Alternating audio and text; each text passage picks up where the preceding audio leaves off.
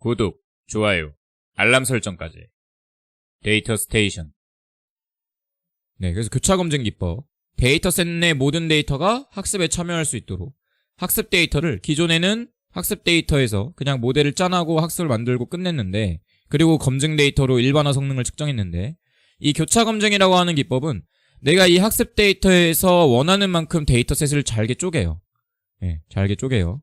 그리고 이제 이거를 이 파트를 한 파트씩 밸리데이션 셋이라고 하는 자체적으로 검증할 수 있는 데이터셋으로 지정을 하면서 나머지 데이터셋으로 학습을 하고 모델을 만들고, 나머지 데이터셋으로 학습을 하고 모델을 만들고 해서 여기서 나온 여러 개의 모델들을 비교해가지고 베스트 모델을 선정하는 그런 학습 기법을 교차 검증 기법이라 부릅니다.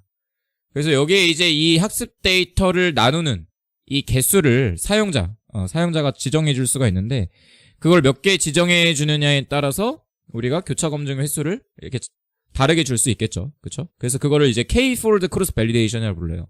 몇 개의 폴드로 나눠가지고 교차 검증 세트를 구성을 해서 학습을 수행시킬 거냐. 네, 그래서 K-fold 크로스 밸리데이션 이렇게 부릅니다.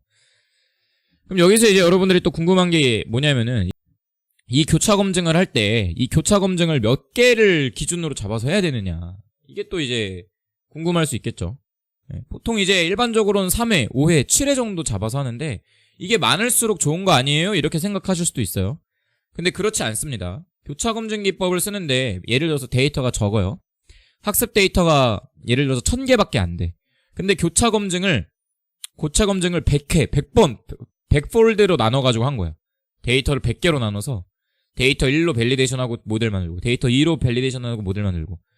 그러면은 이 밸리데이션 셋에 들어가는 데이터가 몇 개가 들어가요?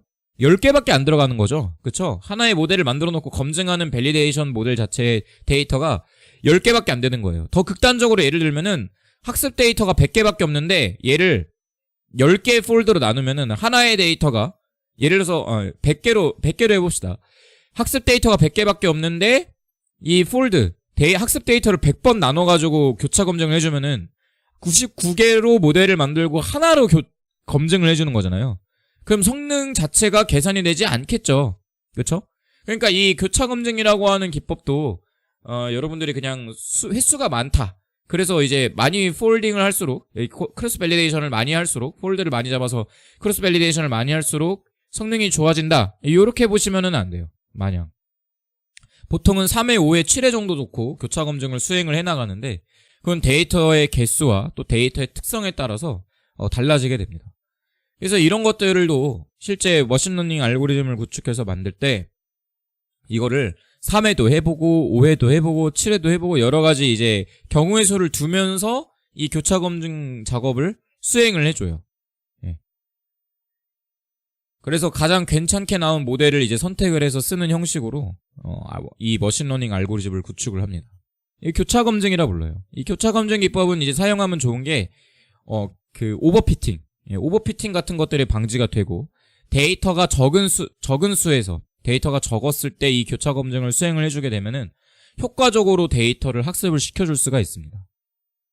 네. 그래서 이렇게 사용하는 기법을 크로스 밸리데이션, 교차 검증 기법이라고 부르고요. 이 교차 검증 기법을 활용해서 우리가 이제 파이프 모델에다가 이제 이 학습 데이터를 계속 나눠가면서 학습을 하면서 이제 더 좋은 알고리즘을 또 찾아볼 수가 있겠죠. 그쵸? 그래서 우리 아까 작성했던 코드 있죠? 그 코드로 돌아와서 여기에 교차 검증까지 한번 추가를 해봅시다.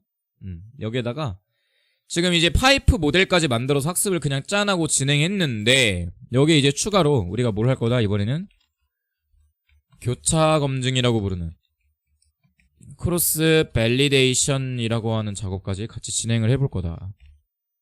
교차 검증까지 한번 진행을 해줍시다. 그래서 교차 검증을 수행하는 또 함수가 있어요. 사이클런에서. 우리 모델 셀렉션이라고 하는 라이브러리에서 우리 요거를 한번 써봅시다. 그리드 서치 크로스 밸리데이션이라고 하는 그리드 서치 CV라고 하는 함수를 한번 써볼게요. 여기 뒤에 있는 이 CV가 크로스 밸리데이션의 줄임말이에요. CV 이렇게 줄여졌어요. CV. 크로스 밸리데이션, 교차 검증. 요렇게. 그럼 이제 이 함수를 이 파이프 모델에 어떻게 적용을 시키느냐? 얘는 간단해요. 얘는 그냥 파이프 모델이 만들어진 다음에 등장하는 코드라 보시면 되겠어요. 그러니까 이 그리드 서치 크로스 밸리데이션은 그냥 여기에다가 이어서 이렇게 써주면 돼요. 그리드 서치 cv라고 하는 함수를 그냥 써주고 여기에다가 우리가 앞에서 구성한 이 파이프 모델 있죠? 얘를 집어넣어주는 거예요. 얘를 집어넣어주고 여기에 이런 옵션 하나 써볼게요. 파람 그리드 여기는 이제 이렇게 중괄호로 공백을 일단 놔둘게요. 이건 이따가 바로 이어서 설명을 드릴게요. 이따가 바로 이 교차 검증 다음에 설명을 드릴 건데 일단 요렇게 파람 그리드라고 하는 공백을 요렇게 좀 주시고 이 뒤에다가 cv라고 하는 값에 5라고 하는 값을 한번 줘볼게요. 이 cv라고 하는 게 이제 몇 회 정도 교차 검증을 해줄 거냐. 그래서 요렇게 써주면은 5회에 걸쳐서 교차 검증을 실시하며 학습을 수행한다라고 보시면 되겠습니다. 근데 이 학습을 수행하는데 어떻게 수행하는 거예요? 이 파이프 모델의 프로세스를 따라가면서 수행을 해주는 거예요. 우리가 앞서 구성한 파이프 모델의 절차, 프로세스를 따라가며 학습을 수행을 하는 겁니다. 대신 학습 데이터만 5개로 쪼개가지고 교차 검증을 진행을 해주는 거예요.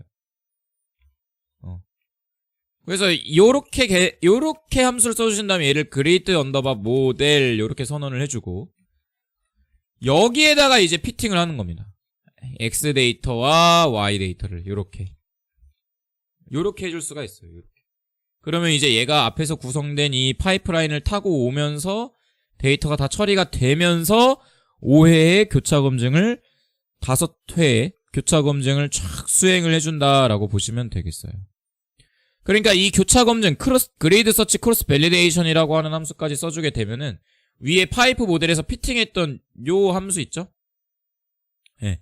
요거 굳이 쓸 필요 없어요. 그냥 여기까지 파이프 모델 만들고 바로 여기로 넘어와서 그리드 서치 크로스 밸리데이션 작업을 수행을 해주면은 교차 검증까지 같이 수행이 된다라고 보시면 되겠습니다. 그럼 이제 이 교차 검증을 통해서 나온 모델이 여기서 몇 개가 만들어질까요? 5개의 모델이 만들어지겠죠. 그쵸? 5가지 모델이 만들어진단 말이에요. 그 중에 가장 강력한 모델을 가져와서 우리가 사용을 해야 되겠죠. 그래서 이렇게 교차 검증을 수행한 뒤에 이 그리드 서치 함수를 이용해서 교차 검증을 수행한 뒤에는 가장 성능이 좋은 모델을 찾아서 써야 됩니다. 그걸 이제 베스트 에스티메이터라고 하는 함수로 찾아서 써줄 수가 있어요. 그래서 교차 검증 이후 가장 성능이 좋은 모델을 선택을 해줄 수가 있습니다. 그래서 얘를 우리가 베스트 모델이라고 선택을 해줄 거고 이 베스트 모델로 이제 우리가 평가를 해주는 거예요. 베스트 모델을 여기 우리가 만들었던 평가 함수에다가 집어넣어가지고 요렇게 해준다라고 보실 수 있겠습니다.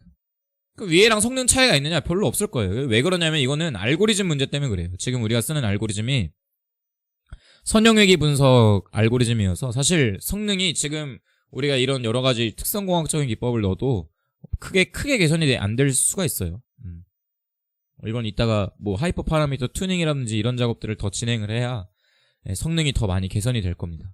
어쨌든 교차로 데이터를 검증해 가면서 교차로 학습 데이터 그러니까 데이터셋이 그러니까 이제 어떻게 되는 거예요? 총 3파트로 나눠지는 거죠. 학습 데이터 내에 교차 검증 데이터, 밸리데이션 셋 그리고 이거랑 별도로 최종 완성된 모델을 평가하는 테스트 데이터 요렇게 나눠져서 학습이 수행된다라고 보시면 되겠습니다. 자, 그래서 요 네 코드 한번 시행해 볼까요? 이 4개 요 그림 있잖아요. 여기서 이제 뭐가 추가된 거예요? 요 그림에서 어떤 파트가 추가된 거냐면은 크로스 밸리데이션이라고 하는 새로운 파트를 내가 여기 아래다가 추가를 해준 거예요. 이 학습이 될 때 제가 여기다 어떤 걸 추가해 준 거냐면은 크로스 밸리데이션이라고 하는 파트를 하나 짠하고 만들어서 여기 지금 데이터를 학습 데이터와 밸리데이션 셋으로 이렇게 나눠가지고 교차로 학습을 수행을 해주는 거죠. 지금 뭐 그림상으로는 제가 3개만 썼는데 칸이 부족해서 우리는 5번 해줬죠. 그럼 5번에 걸쳐서 지금 이 학습 데이터와 검증 데이터를 교차로 바꿔가면서 학습을 수행을 해준 겁니다. 이 파트가 이제 새로 추가가 된 거예요. 우리 지금 코드에서 파이프라인 이후에 요렇게 추가가 된 거죠. 그래서 우리가 앞서 만든 이 파이프 모델을 어디다 집어넣은 거예요? 이 크로스 밸리데이션이라고 하는 요 파트에다가 우리가 집어넣은 거예요. 그래서 얘를 교차로 검증을 해가면서 학습을 수행을 해준 거죠. 그리고 이제 여기에서 우리가 어떤 함수로? 베스트 에스티메이터라고 하는 함수를 이용해가지고 뭘 뽑아낸 거예요? 가장 강력한 베스트 모델을 찾아준 거예요. 요렇게. 요렇게 지금 코드가 수행이 된 겁니다. 요렇게.